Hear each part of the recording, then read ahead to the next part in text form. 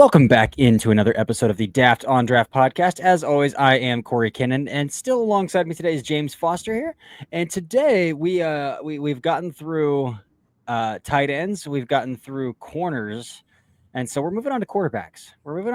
And I know there's been a decent amount of quarterback talk on this podcast already. You know, I did the episode with Nate Tice, and Dalton and I have talked a little bit about quarterbacks, but James and I are going to spend a little bit more time in depth on each of these quarterbacks going through here. We're going to start with 6 of the bigger names / upperclassmen tonight as we record this podcast. All but one is an upperclassman, but, you know, we'll talk about Lenore Sellers, too, because he's one of the bigger names in the class. But before we do that, James, how was your weekend? Welcome back in. Yeah, weekend was great. A lot of garden care. And, I've been watching this quarterback class for, like, the last 3 weeks because I've been doing so much content on it. So, this is the final exam, I guess. Yeah, we both have dropped quarterback rankings over the past 2 weeks here, so we'll be able to go through kind of our rankings at the end of probably Wednesday or Thursday of this episode, whenever we finish up talking about probably 10 of the guys in this class. But let's go ahead and start with the young guy here. You know, the rest are 4th years and above. So let's start with the young guy here. Let's talk about Lenore Sellers. James, I'll let you kick off Lenore Sellers here. So Lenore Sellers is my number one quarterback. I think one of the best arms in this class, and just the physical tools that you go with him are pretty spectacular. Mm-hmm. I think that if you wanted to say, like, what is his one trump card trait, it's the sack breaking ability. Built like a Mike linebacker. He's listed at 6'3", 237 pounds, I think, 240. Built like a Mike linebacker, runs like one as well. So he's got that short area explosiveness to, make a defender miss in a phone booth, but then also the strength and the contact balance to shrug off sacks. Didn't quite have like the low pressure to sack rate that you might expect for someone with his physical tools, but over the first half of the season, his pressure to sack rate was in the 20s. And then over the last 6 games, it was 9.7%. So you did see some improvement there. I really thought that outside of physical traits, there wasn't a whole lot to hang your hat on with Lenore Sellers. Comfortably one of the least accurate quarterbacks in this class, I think, especially within 25 yards. To me, didn't really see the field very well, especially the middle of the field. Not a whole lot of, when he does get to the backside of something, his receivers are waiting for the ball to come to him. Mm-hmm. So need to see a lot of steps in a lot of areas with Lenore Sellers' game. But I mean, he's closer to getting his driver's license than he is to being in his NFL prime. So like that's the age and the lack of experience is a really important thing to remember with him. Yeah, so talking about Lenore Sellers, I actually really like his deep ball. I like his deep ball quite a bit, but he doesn't throw it very often. The amount of explosives through the air are pretty limited, and I really like that what you brought up about, when his receivers come out of their breaks, they're kind of waiting on the football, and that's my biggest area for growth with Sellers this next season is like we talk about the big arms so much.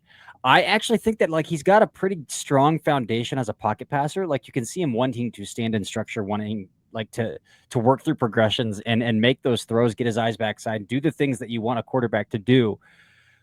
I think he just lacks a lot of arm arrogance, and I just want him to like show some arm arrogance, like take some risks, take some chances. I think he was very risk averse through the air last year. To the point where, like, I mean, I've said on this podcast before, and you just mentioned as well, like receivers will get out of their routes, and it's almost like he needs them to give them give him a thumbs up before he'll throw the football. It's just like anticipate those windows a little bit more, put the ball on them when they're getting out of those breaks, show some arm arrogance. I see him fighting against that mold though of like, no, he's a running quarterback. He fights against it so hard, but like almost to an extent where like, I don't know if you notice this as well, when he's taking these 5 and 7 step drops, he's not stepping back up. He'll just sit at depth and like give pass rushers really easy angles to him. It's like, you got to climb back up a little bit, step back up into the pocket a little bit. I know his offensive line isn't very good, but like make it a little bit easier on them as well by reducing those angles you're giving pass rushers to come after you as well. But the tools are there, obviously. In terms of weighted on target percentage, I have him about middle of the class. But again, that deep ball kind of adds into that weight quite a Yeah. bit. Outside the numbers, I have him at 60%. Over the middle, I have him at 65%. Both those numbers are below average. And so, but what I do have as well is that short game is right above average there, and that's not a timing thing with Sellers. I think his timing in the short game could be a lot better, but it is that break sack ability and ability to kind of make something happen outside of structure and find those receivers hanging out along the boundaries. A lot to work with. Sellers is my quarterback 2 coming into the season. Let's just hop to my quarterback 1 then, and because I'm interested in your takes on Fernando Mendoza, Cal transfer to Indiana. For me with Mendoza, the deep ball accuracy could be better. But when I look at his body of work over the middle of the field, outside the numbers, 73%, over the middle of the field, 78% is what I have him charted at, which is by far the best in the class at both those levels of the field. And I don't know if the data you have represents that as well. But what I love most about Mendoza, and it's something that I didn't really see in last year's class, and it kind of served as a palate cleanser for me coming in and watching these quarterbacks this year, because he's the first one that I watched because I jotted him down. I was like, this kid's got something there. One, it's his internal timer, man. I think it's tremendous. Like, he knows when to get out of there. He knows when it's time to find his check. He knows where his easy buttons are. I think that's something that a lot of these quarterbacks don't know as well. It's like, if I've got to get it out, I got to get it out. Here's where I'm going with the football. And Cal didn't make it easy on him a lot because there's a lot of 3-man vertical concepts. There's like, where do you expect him? Like, where do you expect him to go with this ball if this is covered? A lot of stuff like that. And then a lot of just like RPO hitch nonsense as well. So, but what I like most, and again, what I didn't see from last year's class, is like, he gets his responsibility in pass pro. Like, that really for me is like, he understands a lot of the pre-snap stuff that I didn't see a lot. He knows how to count defenders in the box versus the amount of guys that he's in protection. He knows what guy he's responsible for and man of line of scrimmage away from the slide, and he knows when that guy's coming, and he knows when to get the ball out. Like, I just think his timer and his understanding of kind of the headier stuff is way ahead. Plus, I think he's got a plus arm. I wouldn't put it in the elite tier. I wouldn't put it in the Sellers tier for sure. I think it's better than Klubnik's. It's not in the Aller tier either, but like, it's a plus arm. I would put it at. Not overly flexible in terms of arm angles, stuff like that. Not overly quick in terms of rotating through his hips through that front shoulder. I do think he's a little elongated, but he's a good enough athlete to extend outside of structure. He's a good enough athlete to use his legs even in like read option designed run stuff. I see a complete picture with Fermin. Like, I think he checks all of the boxes that I want to see. Would it be nice to have seen it show up in the box score a little bit? Yeah, but like, go watch those Cal wide receivers get like rerouted out of bounds within 5 yards on like 80%. Not that's an exaggeration, but like, his receivers outside of Jack Endries, who transferred to Texas, we talked about him last week. Like, outside of Jack Endries, there's not a consistent receiver that he's throwing the football to at Cal. Life should be much easier on him in Indiana from a scheme perspective, from talent around him perspective. And so I'm anticipating it. Like, looking back at the Curtis Rourke tape from a year ago, like, Curtis Rourke was throwing into some chasms of windows, just like absolutely massive windows that had been schemed open. So I think we're sitting in a position where Fernando Mendoza could really explode, and it's going to show up in the box score this year versus like, I love what I see on tape, but it didn't really translate to a box score. Yeah. Cal's offense was just not really built to kind of like support the kind of offense that we would want to see from an NFL draft prospect. You mentioned the receivers, but also the pass pro. Anytime you had a pass rusher in last year's class and they went up against Cal, that was a good bet to be one of their best games. Yeah. So yeah, the offense had to be so quick game oriented. And I mean, as an Indiana fan, it's insane to me that Indiana is like a stabilizing offensive ecosystem now for a quarterback to go to. Yeah. We're talking about a quarterback going to Indiana, and like, now they've got the weapons to succeed. It's pretty wild. But yeah, I mean, throwing to Elijah Surratt, they've got a pretty good O-line coming back, so it should be a better situation for them. And I'm with you. I mean, I think, like, to me, the sample size of deep passes that he had was overwhelmingly really impressive. I mean, he made some throws like while he was taking a hit where Mhm. I'm He'll stand surprised in there. he was even able to release the ball, much less deliver it accurately. Some really impressive layered throws over the middle of the field. It's like all of the intermediate in breaking stuff that I want to see. I love it from, 7 to 10 yards. I wish there was more of the kind of Drew Aller, Garrett Nussmeyer, like 15 to 20 yard in breakers on his tape, but I think he can get that done. I guess the biggest thing holding me back with Mendoza, and I have him at quarterback 3, would be the lack of escapability. I think he makes some throws with his legs, but overall a 25% pressure to sack rate, led the Power 4 with 17 sacks on third or fourth down. Like if he gets he can get kind of consumed by an overload blitz, like if he doesn't have an immediate outlet. So yeah, I think just lack of escapability would be my main thing with Mendoza, and then wanting to see more of those big time throws on tape. He only had, I think it was 12 big time throws, 12 or 13 last year, and 5 of them came against Stanford in the last game of the season. So just targeting the deep areas of the field more. Yeah, that Stanford game though, like he's got one of the most impressive throws in that Stanford. Well, he's got some like quite a few more impressive, like the Auburn game, which was like really Yeah. early in the season. He's getting tabletopped, like his legs Yeah. taken out beneath him. He throws that back shoulder like right on the money while getting Right. just completely upheavaled, like upside down.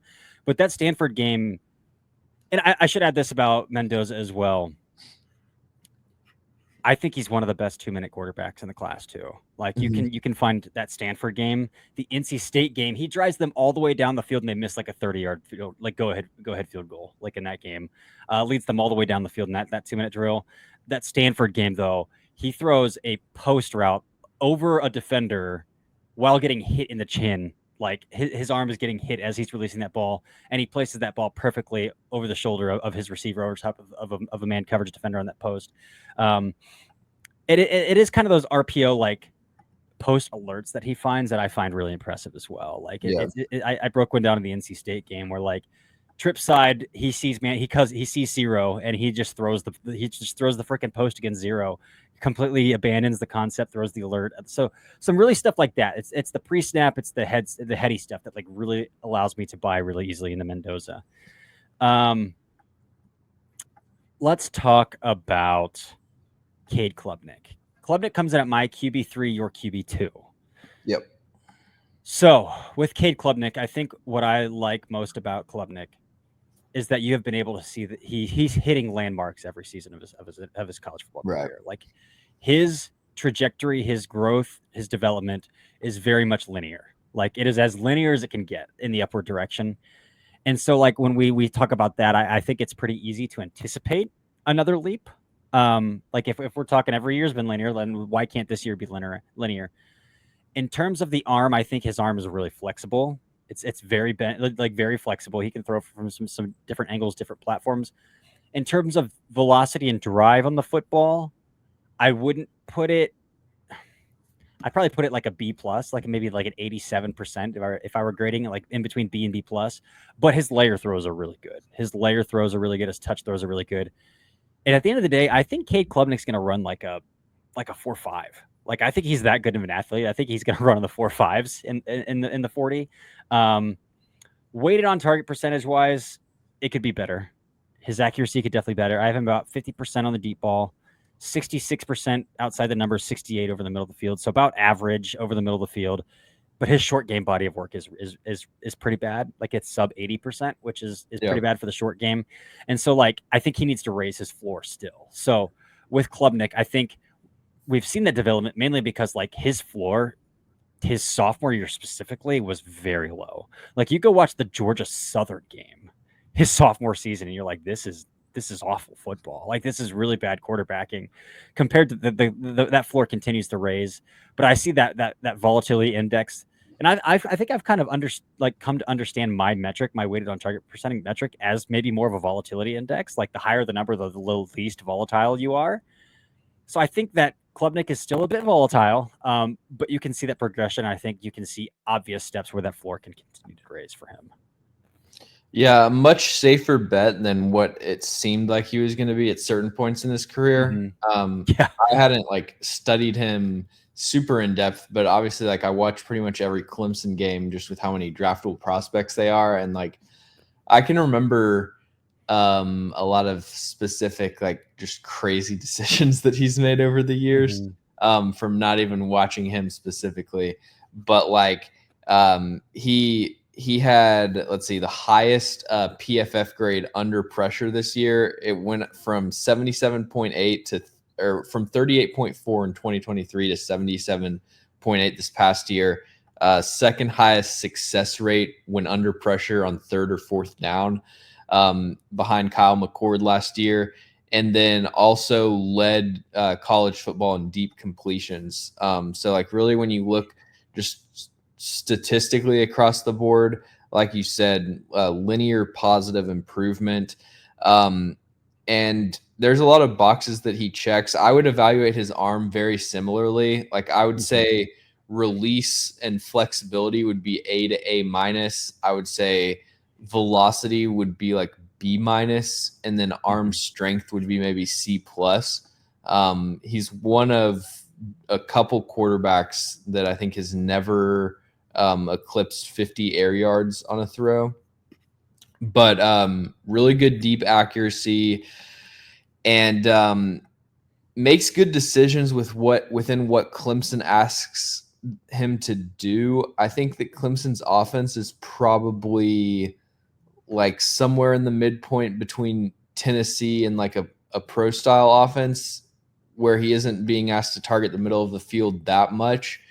And so and I thought that anticipation was a weakness for him at all areas of the field. Like on outbreaking routes, it's, I guess, it's more just like throwing before the receiver's out of his break, but then also didn't really see anticipation as far as hitting backside in breakers. So if they're able to, if it's able to be a more like translatable offensive system, I think that's probably an area that his stock could improve.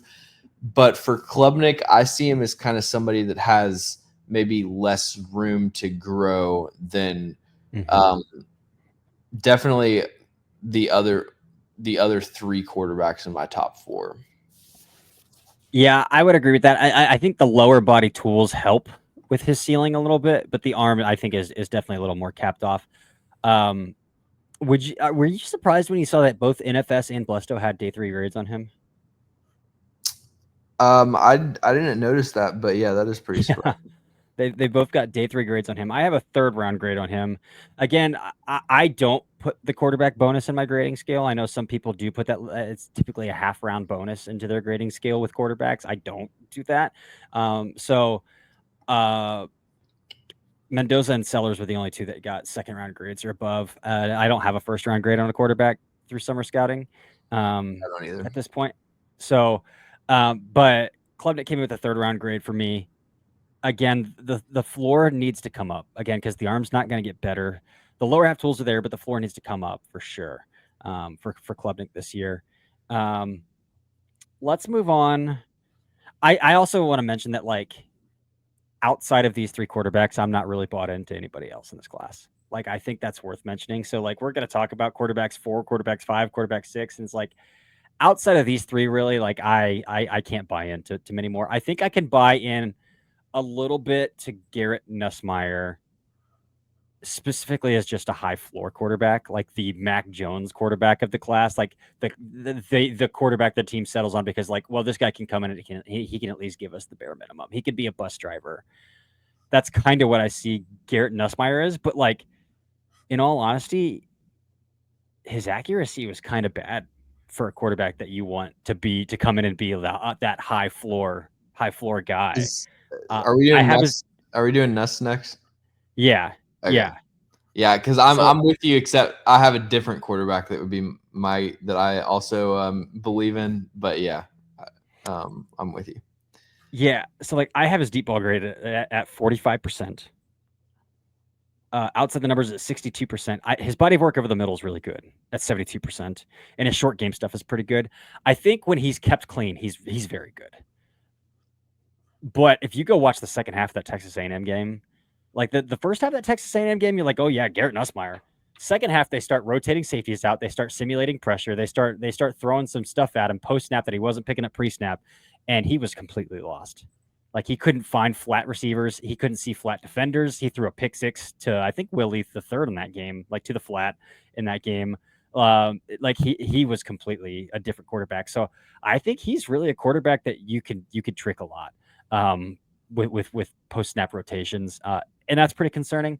I will say with his deep ball accuracy, he didn't have a receiver to throw the ball down the field to last year until Chris Hilton came back, and which was late in the season.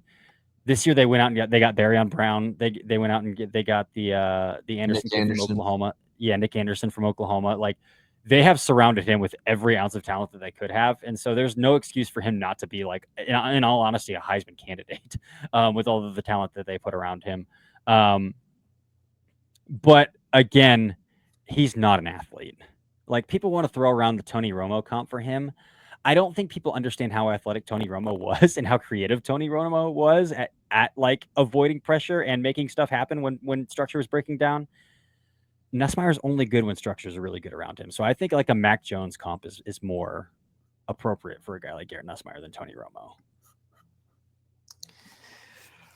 Yeah, I'm out on Garrett Nussmeier as of now. I just can't do it. I mean, I think that so to me, anticipation and pocket presence are two of his A+ traits, and then I think he's deficient in pretty much every other area.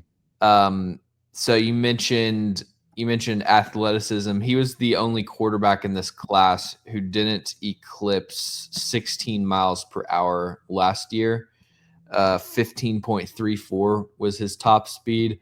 Also had the lowest top acceleration of any quarterback in this class. And this is for somebody who is under 6'1", 204 pounds.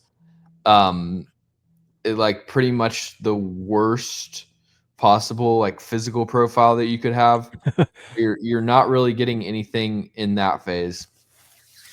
And then you've got a quarterback whose best trait is his fearlessness attacking tight windows, and his worst trait is his inability to drive the ball into tight windows. So like, I mean, I think that the inability to put zip on the ball, I think that leads to a lot of his inaccuracy because he's trying to overcompensate with his mechanics kind of unraveling.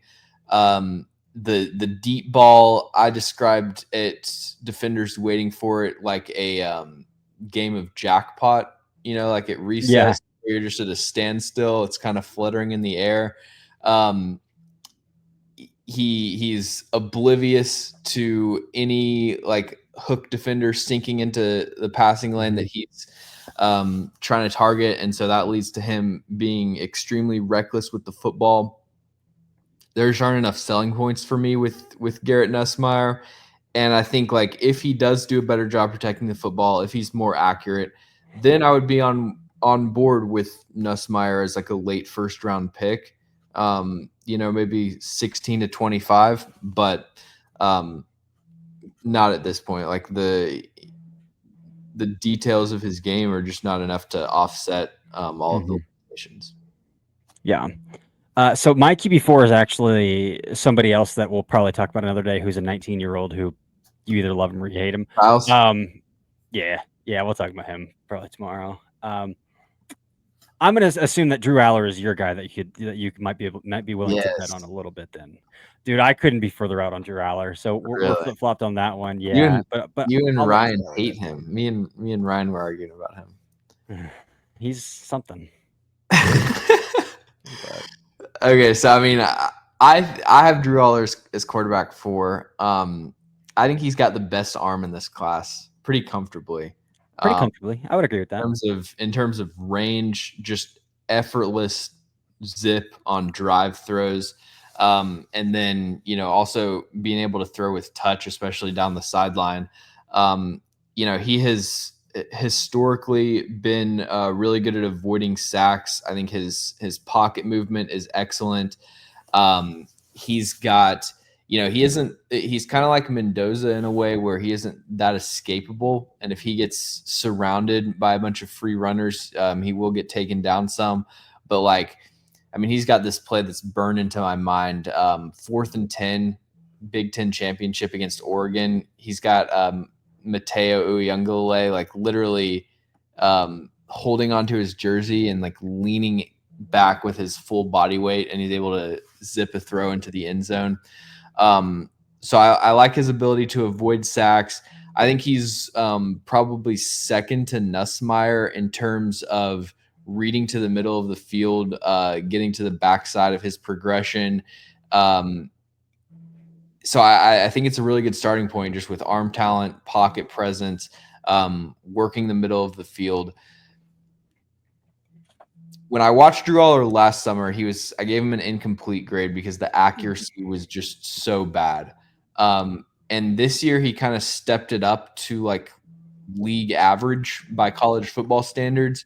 But I thought it kind of regressed a little bit towards the end of the season. And you still want to see another similar step. I also thought he played awful against Notre Dame. It's one of the worst quarterbacking games of the season. Yeah. It's bad. Yeah. I went into the season kind of this is a first round talent, needs to put it all together. I thought over the first 8 games, he was kind of playing his way into the first round and then played his way back into the second to third round, just with his performance down the stretch. I also thought he did a better job throwing the ball against Boise State, but I thought almost all of if you took the however many it was, 3 or 4 worst sacks he took all season, I thought they were all against Boise State. So yeah, I just want to see a more consistent body of work, I think, first and foremost, and not have these bad games that I have to justify to believe in Drew Aller. So that's the first step. And then just another kind of solid step forward in terms of accuracy. But if he's able to check those boxes, to me, he's a really easy first round pick. And if he goes above and beyond, I could easily see week 6 or 7 being yeah, this is the first overall pick. I think my biggest issue with Drew Aller is that we're talking about a player who has undergone intensive private quarterback coaching since he was a freshman in high school. And some of just the bare minimum mechanics look awful still. At the very least, for a player that has gone over that, and I understand, you could go back and watch videos of from his quarterback trainer of when he first started training, he legitimately could not throw a football to becoming the rotational passer that he is now. But, he's new to the position, which I actually just realized. Yeah. So he started playing quarterback in the 9th grade. Was a late bloomer in recruiting, didn't get a 4th star to I want to say end of his senior season into even recruiting. But that's my biggest concern is well, if it hasn't clicked yet, when you have if you have undergone that much intensive quarterback training, then either 1, it's time for a new quarterback coach, or 2, the fundamentals aren't sinking in to some extent. And that's worrisome to me. The accuracy, him and Garrett Nussmeier have almost an identical weighted on target percentage, around 60%, pretty low below average, would be tied for the lowest weighted on target percentage of a first round pick if they go first round with Anthony Richardson. So that's kind of the accuracy profile that we're talking about. 45% on his deep ball, 62% over the middle of the field, both under or below average there. His short game stuff is the highest in the class. I think his short game stuff is really good, but I also think he's really reliant on the short game. Again, for Aller, for as big as his arm is, it's again very hard to find explosive throws on tape. He'll have he went 5 weeks last year where he didn't make a big time throw or similar type of throw. I have 20 charted of all of his Power 5 or Boise State in the playoffs as well. Power 4 plus the Boise game in the playoffs, 20 in that stand. Sounds about right. My huge concern with Aller is any big game that he plays and he looks awful. The Ohio State game. People hype up the Big Ten championship game. That Big Ten championship game, I don't think is very good. He puts wow throws on tape, but the consistency down in and down out was not good in that game. You could say the same about SMU, and I think you could even say the same about Boise State. You take away the 2 touchdown throws in the first quarter. Again, I'm saying, yeah, take away his touchdown throws, but like, I mean, he completed like 50% of his passes in that game. And again, I don't think Yeah, I mean, I are, agree in general. I still think the Boise game, he made some, like, his receivers never get open. That throw to Tyler Warren in the back of the end zone where Tyler Warren's on that over route into the back corner of the end zone is beautiful. Like, I will give him that. The Nick Singleton touchdown throw in the Big Ten championship game, beautiful. He will have some of the highest highs. He's a player where it's hard to really evaluate his surrounding core and just like put it into a sentence, because he's obviously, like, from a production standpoint, there's so much inflated production with stuff to the running backs and Tyler Warren. And obviously, like, he's got a great offensive coordinator as well. Mm-hmm. He's got a really good offensive line. So, like, definitely, I mean, compared to some of the situations that you see, like, he's got a better situation, but his receivers didn't do shit last year. Yeah. So if you're looking for traditional, like, downfield passing, you know, I understand why there's so much gimmicky stuff, but I want to see him. You know, I know they've got like 4 stars in the transfer. I don't really know about them specifically as players, but want to see him with better receivers this year. Definitely. For sure. It's, yeah, anytime he's moved off his spot, I just feel like, I mean, that Notre Dame, we could harp about the Notre Dame game, literally off, like, the bases that he throws from that game. And it's really anytime that I think that he starts to feel a little bit of pressure, his feet get a little roadrunnery. Yeah. Get a little roadrunnery.